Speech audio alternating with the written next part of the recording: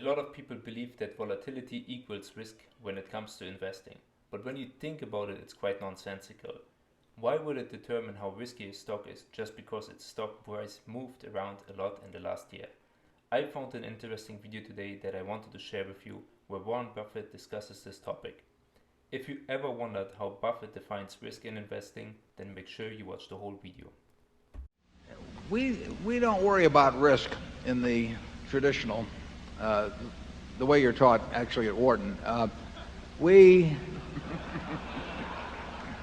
But it's a good question. Believe me. But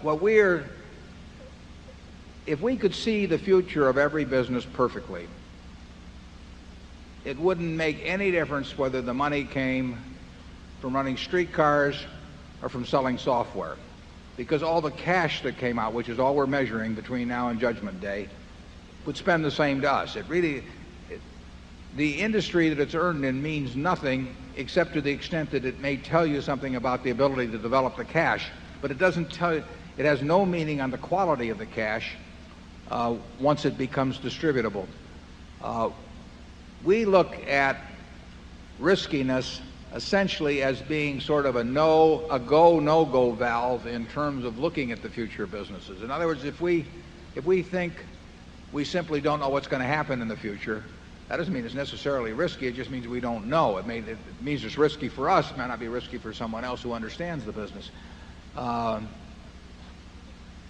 In that case, we just give up. We don't try to predict those things. And we don't say, well, we don't know what's going to happen, so therefore we'll discount it at 9% instead of 7%, some number that we don't even know. That is not our way to approach it.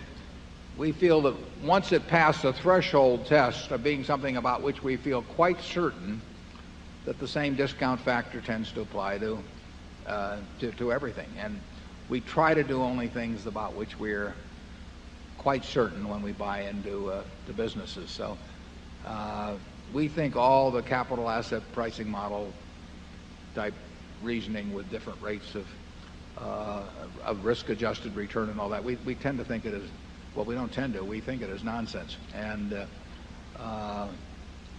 but we do think it's also nonsense to get into situations or to try and evaluate situations where we don't have any conviction to speak of as to what the future is going to look like.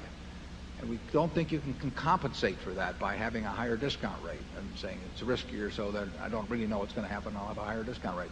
That just is not our way of approaching things. Charlie? Yeah, this great emphasis on volatility in corporate finance, we just regard as nonsense. If we have a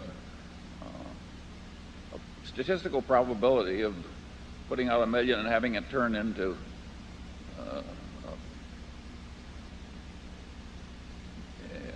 put it this way, as long as the odds are in our favor and we're not risking the whole company on one throw or anything close to it, we don't mind volatility in results. What we want is the favorable odds. We figure the volatility over time will take care of itself at Berkshire. If we have a business about which we're extremely confident as to the business result, we would prefer that it have high volatility than low volatility. We will make more money out of a business where we know where the end game is going to be if it bounces around a lot.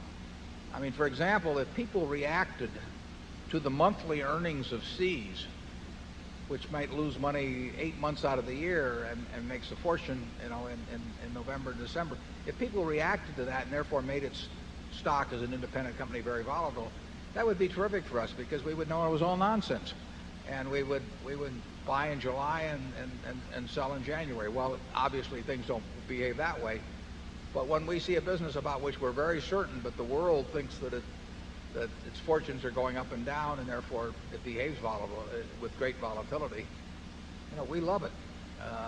That's way better than having a lower beta. So we think that we actually would prefer what other people would call risk. When we bought the Washington Post, I've used that as, it went down 50% in a matter of a few months. best thing that could have happened. I mean, that doesn't get any better than that. Business was fundamentally very non-volatile in nature. I mean, TV stations and a strong dominant newspaper, that's a non-volatile business, but it was a volatile stock. And that is a great combination from our standpoint.